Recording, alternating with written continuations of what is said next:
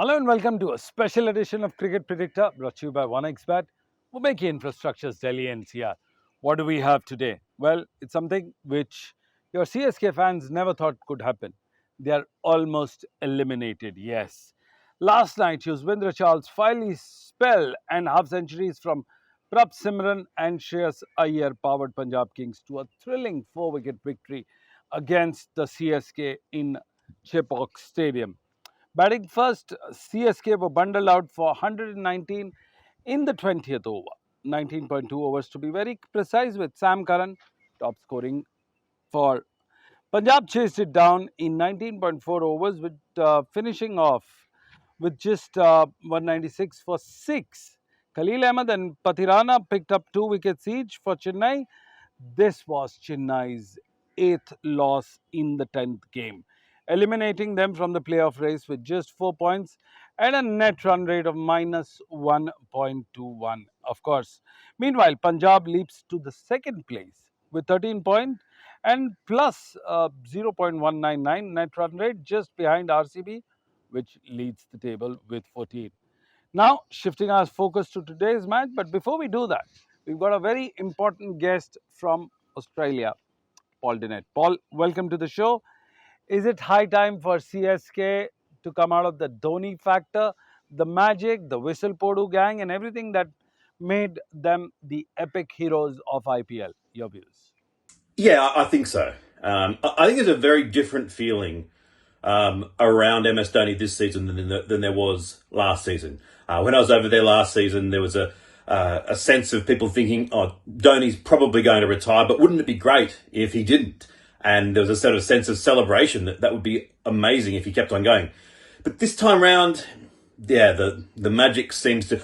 Well, some of the magic is still there. There seems to be the feeling that Dhoni's still capable of doing extraordinary things with the bat, but by batting so often, so late in the innings and not being able to have that opportunity, and the fact that Chennai have just been abject throughout the season and have been eliminated so early in the competition, I think that's the difference. If Dhoni had been coming in at 5 or 6 and swinging hard and doing what I think he is still capable of doing, then I'd say, well, by all means, go around again when he's 44. But given that he's been 7 and 8 and sometimes even 9 coming in, I don't think that's viable. And it does feel that, yeah, he'll be 44 next year. Sadly, I think it is time for some regime change at Chennai. Now, let's look at the other side of CSK's loss. Was it Shreyas Iyer's 72-run knock, with just 41 deliveries, became the major difference between CSK and this game in New Chandigarh? Your views? Oh, what a commanding innings from Shreyas Iyer. I've talked before about when you're a fan of a certain side and a player comes out and just makes you feel comfortable that they're going to get the job done. I'm sure that's what Shreyas Iyer must have inspired in all Punjab fans last night, and Ricky Ponting must have been, thoroughly delighted by the way that he played. I even saw someone online compare him to Steve Waugh in the way that he played last night in terms of getting the job done when it really mattered. Steve Waugh was, my favourite ever player of my lifetime, so any comparison to him I'm always a sucker for that. You just got to look at Shreyas Iyer's stats this season now. He's got the 6th highest average in the IPL, averaging 51. But interestingly, his strike rate at 181 is higher than any of the strike rates of those averaging above him, except for Tim David on top spot, who hasn't actually had that many opportunities. So for those who've scored a swag of runs, Shreyas Iyer's stats stack up with any of them. Match-winning performance, and as I have said, that the win predictor had them losing that match for much of the match, and it was Shreyas Iyer's innings that really made the difference. Right, before we let you go, we're going to ask you another question. Yuzvendra Chahal, yes, one of the most expensive spinner of the game, one of the most prolific, one of the highest wicket taker as a spinner in this IPL or overall, has had a historic hat-trick, happening to be the biggest turning point of the game. Notably, he took 4 wickets in a single over during the 19th over. Do you think that was the et tu Brutus kind of a thing? Your views? Well, it's certainly dramatic, and I love seeing a hat-trick. I love seeing Yashasvi Jaiswal doing well. He's one of my favourites. I think probably the second ball of the over where he got Dhoni out was was more significant than the actual hat trick. That Dhoni hits the first ball for six. The second ball looks like potentially it's going to go for six. One of those ones that hovered on the edge of going for six or not. Got caught on the rope, and maybe Dhoni, if he'd been out there, might have been able to slap a fair few more. It was interesting. I looked actually; they were 198 was Chennai's predicted score prior to the 4-wicket over from Chahal. They ended up with 190, so not a huge difference in that regard. You might look at the end and say, well, maybe it would have made a difference at the end. I don't think it would. I think that Punjab batted well enough such that even if the total had been a little bit more, they would have found a way to get the runs. In actual fact, it was the batting of Punjab, I think, that was superb, because the win predictor, even allowing for that 4-wicket over towards the end, still had Chennai significantly on top at the innings break. That sort of score should have been enough for them to win. So great dramatic, but I don't think it was quite as big a moment as people might think. Well, Paul, thank you very much for your candid answers as usual. Now, shifting our focus into today's big clash, IPL is now reaching almost to a thrilling phase. And tonight, it's a blockbuster. The showdown at the Savai Mansingh Stadium in Jaipur, where Rajasthan Royals take on Mumbai Indians. It's a do-or-die game for both teams. Yes, Mumbai will be trying to edge in and solidify their position for the playoff spot, while Rajasthan's loss here could see them tumbling down hereafter. They faced 30 times in IPL history, with Rajasthan winning 40 and Mumbai clinching 15. One game ended with no result, so it's neck to neck when it comes with them. Now, Stanley, when we go on and talk to you, what is your view about the dominance of Mumbai Indians in the last few games and Rajasthan Royals in the overall thing? Do you think Mumbai has a slight edge? Sunil, thank you once again for having me on the show. With regards to Rajasthan Royals in Jaipur, Rajasthan Royals couldn't have asked for a better time to be playing Mumbai Indians. Mumbai Indians are on a roll. 5 matches out of 5. This is the Mumbai that we know. They always pick at the right time, always towards the back end of the season. Now, Rajasthan Royals are coming out of a fantastic victory. Seamless, spectacular. One for the history books, especially with regards to young Vaibhav is concerned. 101 of just 38 deliveries. This young man has a future. This young man will certainly draw the crowds in Jaipur. Some will not be too concerned if he scores runs or not, but the mere fact that I've seen him for the first time, that'll be key. But going into the fixture, this fixture alone, obviously, Rajasthan Royals have won 5 matches here already. This is the inspiration that they need, knowing we always have a better chance of playing Mumbai Indians and doing well against them at home and coming in from the back end of a fantastic victory. Their season has not gone well, but at a time like this, if you assess, accept and adapt and know that things have gone pear-shaped, but now this is time for us to release the pressure, not be too concerned about winning, but be too concerned maybe a bit more in terms of our process, trusting our skill and going out there and executing. Give yourself a chance, and then you go, the results will come. So nothing to lose when you're playing a big match of this nature. Their season has really gone in tatters. It's going to be difficult for them to make any meanings out of this, but playing at Mumbai at home at a time when you know things are not going well, but if you know that you've come out of a back victory, it's just a matter of looking to build on the goods that you did in the last match. Youngsters like Vaibhav, give them an opportunity, and this is a perfect one to do it so. And when you're playing in conditions that you can at least make sure you play around with to suit your style. He's facing a stern test today, young Vaibhav. Trent Boult, Bumrah, Hardik Pandya. This is a fantastic bowling attack, and all in the nature of his grooming. So I'm sure he's looking forward to playing in this game and this encounter. I'll tell you what, it's one for the history books again, because should Rajasthan Royals make it 6 over Mumbai, Mumbai will be wondering what is it about Jaipur and us playing there. So obviously lots of inspiration to take away from the fact that historically they've done well against Mumbai at home, and then obviously that fantastic 100 to try and build on that of Vaibhav. Well, in terms of overall head-to-head face-off in the IPL history, Mumbai is slightly better with 15 wins and 14 defeats when you look at this overall thing. How are the teams placed, your opinion, based on their past record, past track, whatever, your views on this? So now this is a thin line between love and hate kind of affair. Very little margins, very little difference to separate the two. But I'll tell you what, the important thing for Mumbai Indians, the more and the bigger part of this operation is the fact that they are in a good swing song, right? Momentum is on their side. 5 matches on the trot. They have bounced back, but you have to credit that resurgence. Obviously, one, Rohit Sharma, he's back in the fold, 250s in his last 4. Surya Kumar Yadav, who just gets more and more difficult to bowl to as the season progresses. Will Jacks finding his own as well. 2 impactful performances so far that he has put in, that have seen Mumbai getting over the line. And then even the bench itself, Corbin Bosch coming in for an injured Mitch Santa, 20 off 10 in quickly no time, and the wicket, 1 off 26. So put this all together, and then you put Bumrah into the mix, then you put a resurgent Trent Boult into the mix, who's now found his wicket-taking mojo and his ability to bowl well inside the power play. They are on a swing song. They'll be looking forward, obviously, to make the 6 out of 6. They're perched at number 2. Happy with their position, but they want to cement that. The good thing is they want to maintain that momentum all the way into the playoffs and possibly pushing for that final spot. They know the weaknesses that they're working with in terms of Rajasthan Royals. Obviously, young Baivav, a threat, but how will he take on the experience of Trent Boult, Bumrah, yet to be seen.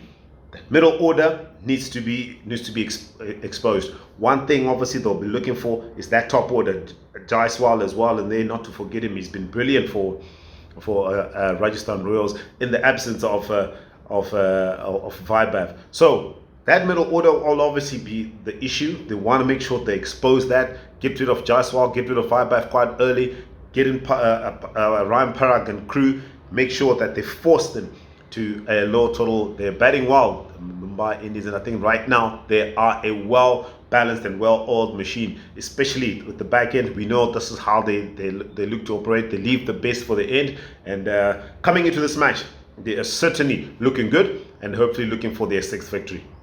Thank you, Stanley. We let go of one coach, invite the other. It's Noel David right now, who's the former Indian off-spinner, also now the coach of the Assam team. Noel David, welcome to the show.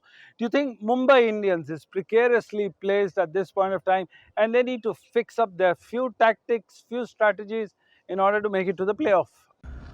Hi Sunil, I don't think so that Mumbai Indians needs to change any plans or any strategy plans or anything such things, because after their losses in the initial period of the IPL, I think that's a great comeback where they are at present, and I think they are playing the best cricket.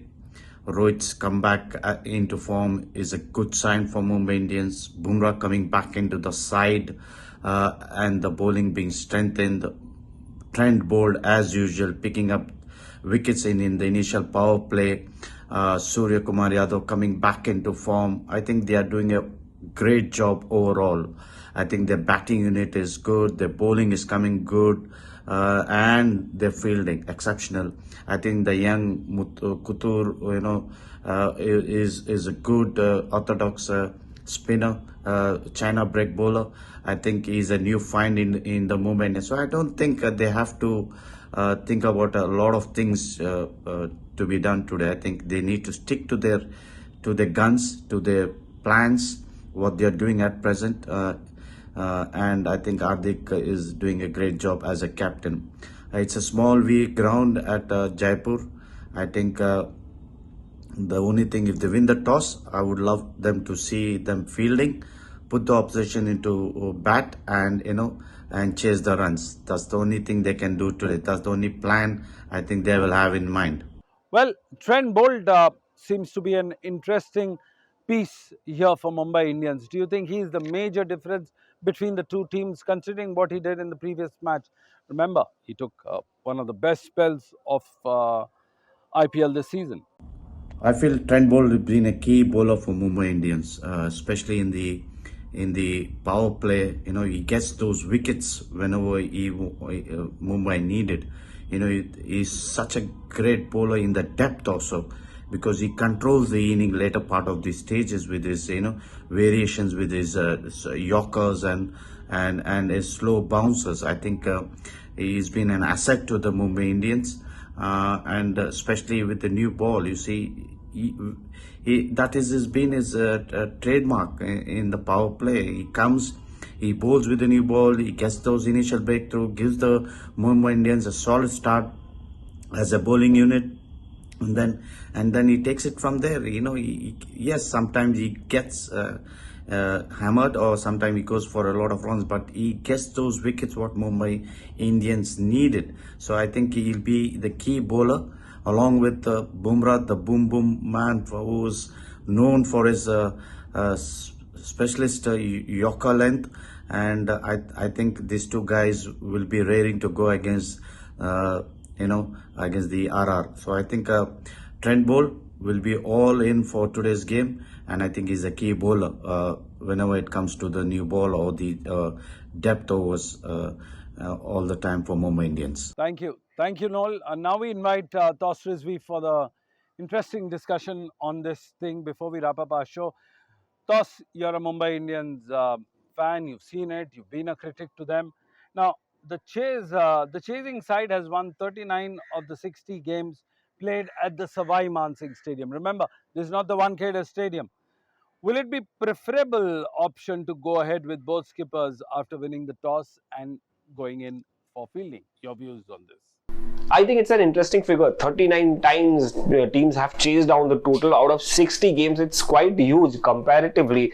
But then again, the recent trend that we saw at the Savai Mansingh Stadium, the first match where RCB chased down RR's total of 170 plus easily. Then LSG, second game where LSG won the game by slightest of margin, where Rajasthan Royals were almost close, 178 while chasing 180.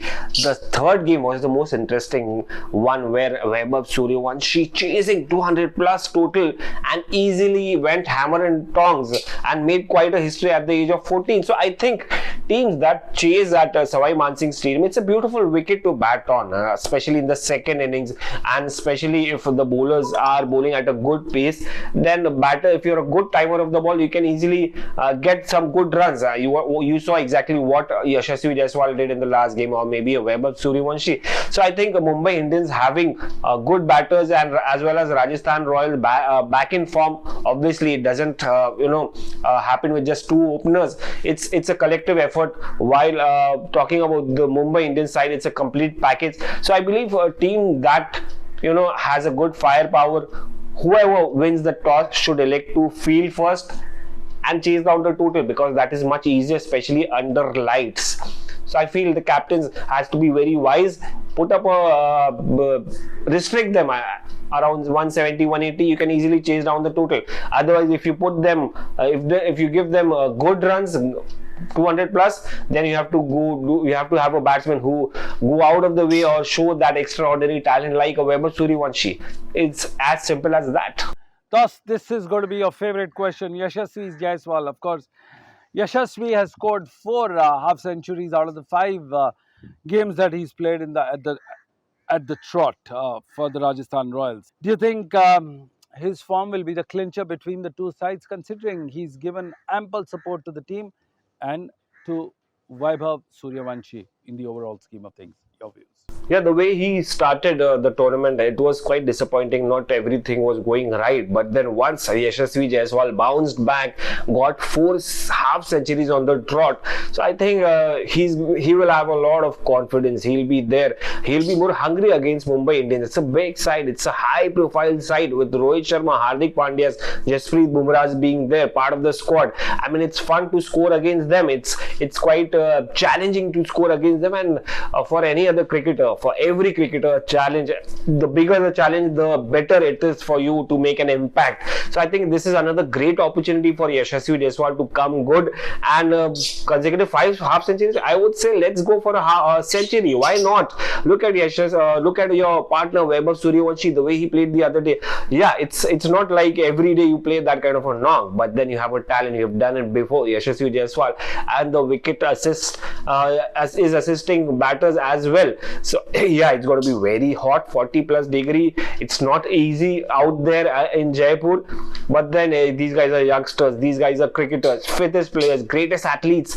why not put up a good challenge? Yeah, Mumbai Indians will vary Yashasvi Jaiswal's form, and they'll be looking to get him out as quickly as possible, because if he stays longer, it's going to be difficult for Mumbai Indians to be in the match. So I think Yashasvi will be hungry this time, and Mumbai Indians will be eager to get him out as early as possible, as well as Vaibhav Suryavanshi, not just Yashasvi Jaiswal. Their top order is very crucial. That makes them threatening side, Rajasthan Royals. Otherwise, I have not much expectation from the middle order.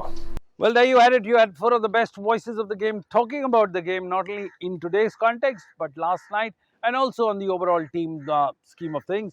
You had the points table, you had everything put together.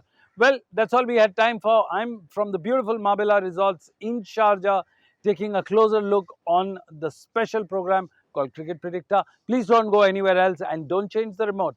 We will be back after a short commercial break. For more such videos, subscribe to the Newsx YouTube channel, hit the bell icon.